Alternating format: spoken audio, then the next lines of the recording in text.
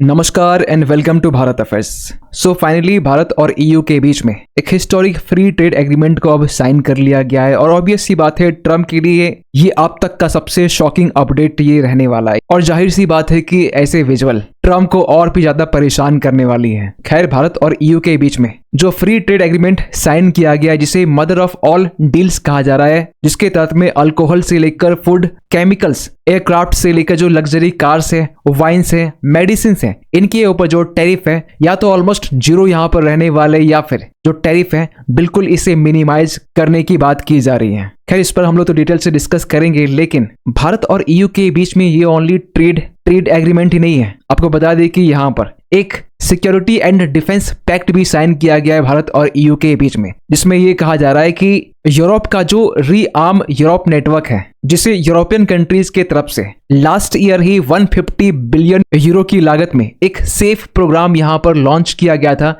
जिसके तहत में जो यूरोपियन कंट्रीज हैं ये लार्ज स्केल में और मास लेवल में जो डिफेंस इक्विपमेंट्स है इसे प्रोड्यूस करने वाले हैं। तो कहा यह जा रहा है कि इस सिक्योरिटी एंड डिफेंस पैक्ट के तहत में भारत भी यूरोप का जो रीआर्म यूरोप नेटवर्क है इसे अब एक्सेस कर पाएगा, क्योंकि अब तक भारत और ईयू एग्रीमेंट को लेकर यह कहा जा रहा है कि यहाँ पर जो प्रीमियम लग्जरी कार्स है, ऑडी से लेकर जो मर्सिडीज है, ये सस्ता होने वाले हैं। लेकिन इस एग्रीमेंट के तहत में जो डिफेंस सेक्टर्स है ये इस एग्रीमेंट के तहत में एक आउटराइट विनर यहाँ पर बनने वाला है। और इस एग्रीमेंट के तहत यूरोप भी अपने सप्लायर्स को डाइवर्सिफाई करना चाहता है और जो अपने स्टॉक पाइल से इसे रिबिल्ड करते हुए भारत के साथ में म्यूचुअली बेनिफिशियल स्ट्रेटेजिक रीअलाइनमेंट को क्रिएट करना चाहता है। खैर, भारत और ईयू के इस एग्रीमेंट के बाद में अब सभी की जो निगाहें हैं वो ट्रम्प के रिएक्शंस के ऊपर में है, क्योंकि यहाँ पर यह कहा जा रहा है कि all eyes are on Trump reaction to the mother of all deals between India and the EU. तो इस वीडियो में बेसिकली हम लोग ये भी बात करने वाले हैं कि ट्रम्प का जो रिएक्शंस है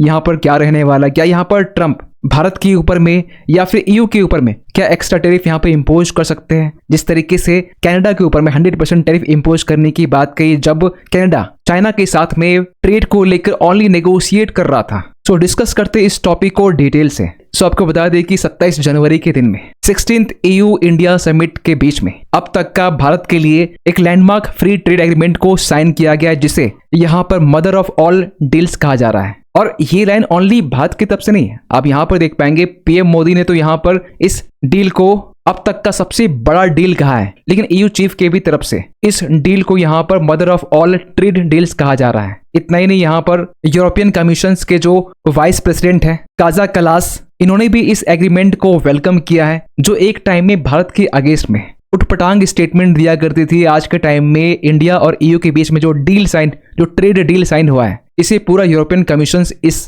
ट्रेड डील को वेलकम कर रहा है। और मदर ऑफ ऑल डील्स कहने के पीछे रीजन है इनकी डेप्थ, इनके स्केल और टाइमिंग को लेकर, क्योंकि ऑन पेपर यहाँ पर इंडिया ईयू के बीच में एक ही एग्रीमेंट को यहाँ पर साइन किया गया है, लेकिन भारत को यहाँ पर 27 ईयू मार्केट्स का एक्सेस इसमें मिलने वाला है, जिसको लेकर यह भी कहा जा रहा है कि भारत के कोने कोने से एमएसएमई से लेकर जो बड़े एक्सपोर्टर्स हैं ये 6.4 लाख करोड़ को यहाँ पर एक्सपोर्ट करने वाले हैं यूरोपियन कंट्रीज को। मींस हमें एक मार्केट एक्सेस के साथ साथ जो सप्लाई चेन रीअलाइनमेंट है, स्ट्रेटेजिक ट्रस्ट और लॉन्ग टर्म जियोपॉलिटिकल सिग्नल, ये सब हमें भारत और ईयू के बीच में जो फ्री ट्रेड एग्रीमेंट साइन हुआ है यहाँ हमें देखने को मिल रहा है। और इसी कारण इस डील को मदर ऑफ ऑल डील्स कहा जा रहा है। और ये एक तरह से न्यू एरा ऑफ कॉपरेशन है भारत और ईयू के बीच में, जहां पर ईयू और भारत के जो कंबाइंड पॉपुलेशन है वो 2 बिलियन के आसपास में है। 30% ग्लोबल ट्रेड देखने को मिलता है। कंबाइंड ग्लोबल जीडीपी की बात करें तो 25% यहाँ पर ईयू के और भारत के जीडीपी देखने को मिलते हैं। और जहां आज के टाइम में भारत और ईयू के बीच में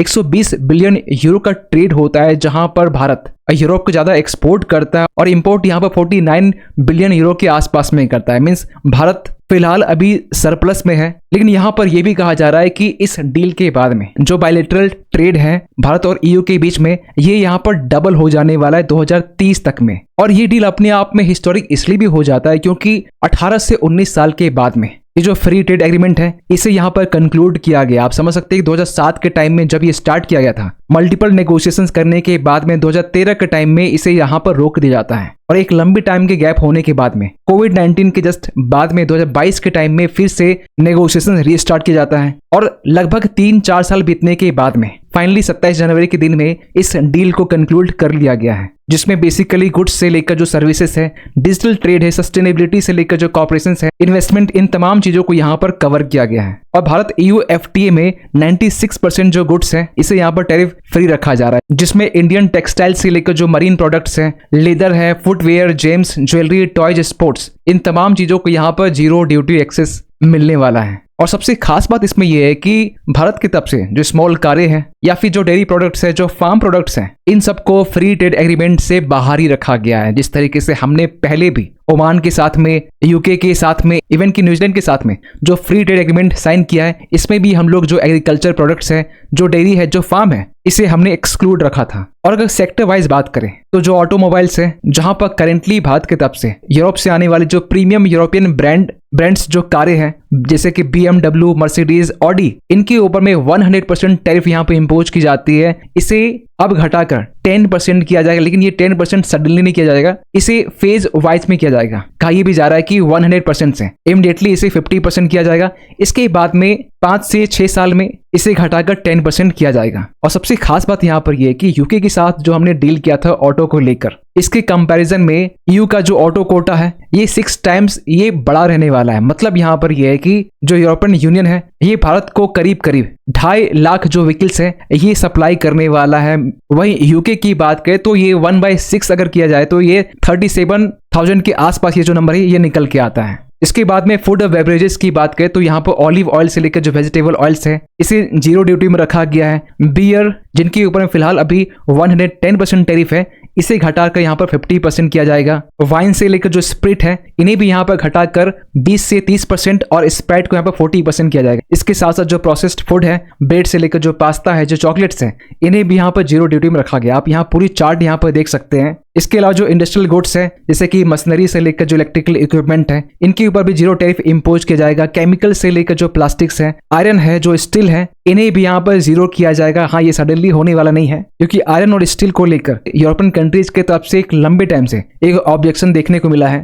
खैर, इसके साथ साथ जो फार्मास्यूटिकल्स हैं, मेडिकल इक्विपमेंट है, इन्हें भी प्रीडोमिनेंटली ड्यूटी फ्री किया जाएगा। आप इस चार्ट में भी पूरी लिस्ट देख सकते हैं किस तरीके से किस प्रोडक्ट में फिलहाल अभी जो टैरिफ कितनी है और किन्हें यहाँ पर 0% करने की बात की जा रही है। और इन सब के बीच में सबसे बड़ा जो बुश देखने को मिल रहा है वो है लेबर इंटेंसिव सेक्टर्स में, जहां पीयूष गोयल ने खुद यहाँ पर ट्वीट करते हुए ये कहा है कि labour intensive sectors to get a big boost. इतना ही नहीं, यहाँ पर जो भारतीय स्टूडेंट्स हैं इनको लेकर भी यहाँ पर EU की तरफ से ये कमिट किया गया है कि इनकी मोबिलिटी के ऊपर जो कैप फिलहाल जो EU लगाता है, इन्हें यहाँ पर अनकैप किया जाएगा। मतलब कि अब जो भारतीय स्टूडेंट्स हैं ये मास लेवल में एक बड़े नंबर्स में EU में जा सकेंगे और वहां पर अपने स्टडी को परस्यू कर पाएंगे। लेकिन जिस तरीके से इस डील को मदर ऑफ ऑल डील कहा जा रहा है, इसके पीछे वन ऑफ द रीजन ये भी है कि इस डील में हमने ओनली ट्रेड को लेकर एग्रीमेंट नहीं किया है, हमने यहाँ पर डिफेंस को लेकर और सिक्योरिटी को लेकर भी हमने यहाँ पर एग्रीमेंट साइन किया है। यहाँ ये भी कहा जा रहा है कि EU का जो रीआर्म यूरोप प्लान है, जिसे EU की तरफ से सेफ प्रोग्राम भी कहा जाता है, सेफ का मतलब सिक्योरिटी एक्शन फॉर यूरोप, जो 150 बिलियन यूरो इसकी लागत में इस प्रोग्राम को स्टार्ट किया गया, जिसका बेसिकली पर्पस ये है कि जो यूरोप का ट्रेडिशनल सप्लायर्स है, यहाँ पर बात की जा रही है US की, इवन की इसके अलावा चाइना की यहाँ बात की जाती है, तो इनके ऊपर जो डिपेंडेंसी है यहाँ पर कम करने की बात की जा रही है। और इसके साथ साथ रेजिलिएंट डिफेंस रेडीनेस को यहाँ पर बिल्ड करने की भी बात की जा रही है। तो इस चीज को लेकर भी यहाँ ये कहा जा रहा है कि under the security and defence partnership Bharat के जो डिफेंस मैन्युफैक्चरर्स हैं, चाहे वो HAL हो या फिर BEL हो, ये भी अब इस इनिशिएटिव में पार्टिसिपेट कर पाएंगे। पोटेंशियली यहाँ पर यूरोपियन कंट्रीज और भारत दोनों यहाँ पर डिफेंस इक्विपमेंट को प्रोड्यूस कर पाएंगे। जॉइंट प्रोक्योरमेंट के साथ साथ जो रिसर्च एंड डेवलपमेंट है ये भी यहाँ पर दोनों मिलकर कर पाएंगे। और ये सब कुछ किया जाएगा यूरोप का रीआर्म यूरोप नेटवर्क के तहत में। इसमें कुछ लोग कंफ्यूज ये भी होते हैं कि ये जो 150 बिलियन यूरो का जो अमाउंट है, क्या ये भारत को मिलने वाला है? नहीं, ये डायरेक्टली भारत को मिलने वाला नहीं है। ये यूरोप का ही एक प्रोग्राम है जिसका जो एक्सेस है वो अब भारत को मिलने वाला है। और इसीलिए कहा जा रहा है कि इस डील के तहत में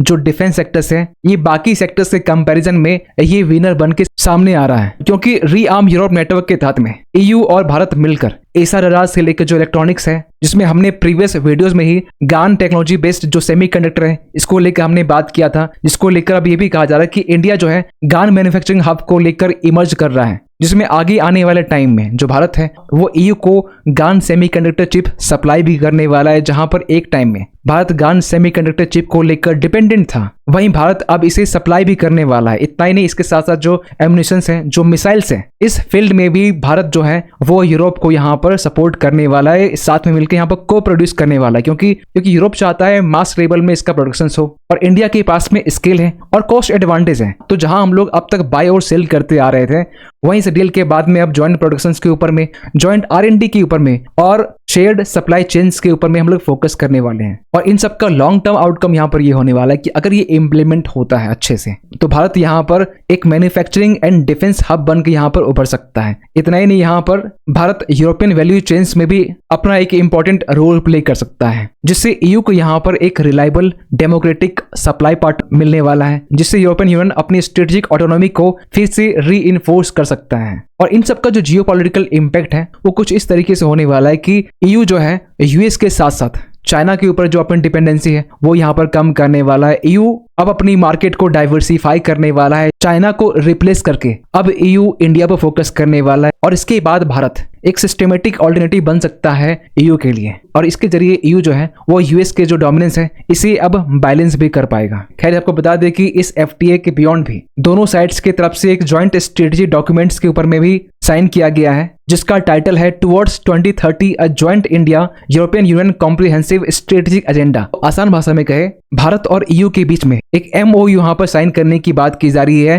खासकर सिक्योरिटी, डिफेंस, मोबिलिटी और ग्रीन हाइड्रोजन को लेकर, जिसमें नेक्स्ट डेकेड में कैसे यहाँ पर ईयू और भारत इस फील्ड को लेकर यहाँ पर कॉपरेट कर पाएंगे, इन सब चीजों को लेकर एक ज्वाइंट स्टडी डॉक्यूमेंट के ऊपर में यहाँ पर साइन किया गया है। खैर, ये डील इसलिए भी इतना मैटर करती है क्योंकि आज के टाइम में ट्रम्प के फॉरेन पॉलिसी के कारण जो पूरी दुनिया है ये हाइपर ग्लोबलाइजेशन की तरह शिफ्ट हो चुकी है। लेकिन भारत और ईयू के इस डील के बाद में कहा यह भी जा रहा है कि भारत और ईयू हाइपर ग्लोबलाइजेशन से ट्रस्टेड ट्रेड ब्लॉक्स की तरफ ये मूव कर रहे हैं, जहां पर यूएस चाइना से डीकपलिंग, सैंक्शंस को यहां पे बाईपास करना, एक्सपोर्ट कंट्रोल से लेकर जो वॉर ड्रिवन सप्लाई शॉक्स है, इन तमाम चीजों को यहां पर इंक्लूड किया जा रहा है। इस डील के तहत में ईयू की जो स्ट्रेटेजिक ऑटोनॉमी डॉक्ट्रिन है ये भी यहाँ पर फुलफिल होती है। आपको बता दें कि हाल ही में अपने वीडियो में आपको ये बताया था कि जो ईयू है अपने डिजिटल सॉवरेनिटी को प्रोटेक्ट करने के लिए यूएस टेक जायंट्स के ऊपर जो रिलायंस है ये यहाँ पर कम करना चाहती है, और इसको लेकर जो यूरोपियन कंट्रीज है ये यूरो स्टेक के ऊपर में काम कर रही है, जो बेसिकली खुद का अपना एक टेक्नोलॉजी इंफ्रास्ट्रक्चर है, जिसके तहत में यूएस के जो बड़े बड़े टेक जायंट कंपनीज है,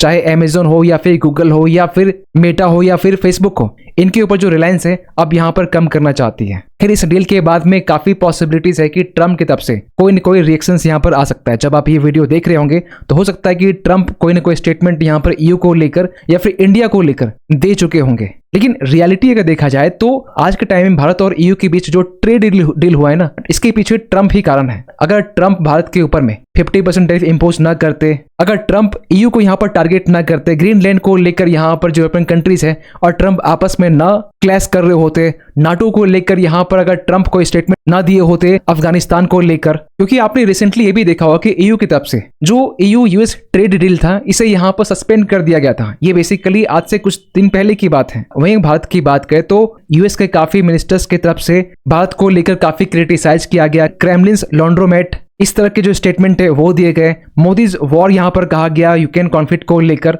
लेकिन भारत जिस मेच्योरिटी से यूएस का टैरिफ को लेकर और ऐसे स्टेटमेंट को यहाँ पर रिस्पॉन्स किया है, जहां पर भारत अपने ट्रेड को डाइवर्सिफाई करते हुए हमने यूके के साथ में, हमने न्यूजीलैंड के साथ में, हमने ओमान के साथ में फ्री ट्रेड एग्रीमेंट को साइन किया, और इसके पहले ऑस्ट्रेलिया से लेकर और भी कुछ ऐसे देश थे जिनके साथ में हमने फ्री ट्रेड एग्रीमेंट को साइन किया। ये साफ साफ ट्रम्प के लिए एक रिस्पॉन्स था, क्योंकि यूएस को ये लग रहा था कि टैरिफ इंपोज करने के बाद में भारत के एक्सपोर्ट्स को यहाँ पर हिट किया जा सकता है। लेकिन आपको बता दें कि इसके बावजूद भी भारत का जो एक्सपोर्ट्स है वो ग्रो ही हुआ है, जो नंबर्स है वो पॉजिटिव ही आए हैं। और रही बात ईयू की, तो टैरिफ लगने के बाद भी भारत जो है ईयू को यहाँ पर सबसे ज्यादा एक्सपोर्ट किया है। ये अलग बात है कि भारत ईयू से इंपोर्ट भी किया है, लेकिन एक एंगल यहाँ पर यह भी हो सकता है कि भारत और ईयू के बीच ट्रेड डील के बाद में ट्रम्प भारत को यह कह सकते हैं कि हम आपके ऊपर जो 50% टैरिफ इंपोज किए है इसे हम घटाकर 25% करना चाहते हैं, या फिर इसे और भी घटाकर 10% करना चाहते हैं। क्योंकि आज से 2-3 दिन पहले यूएस के जो ट्रेजरी सेक्रेटरी स्कॉट बेसेंट, इन्होंने यहाँ पर एक हिंट दिया था कि हो सकता है कि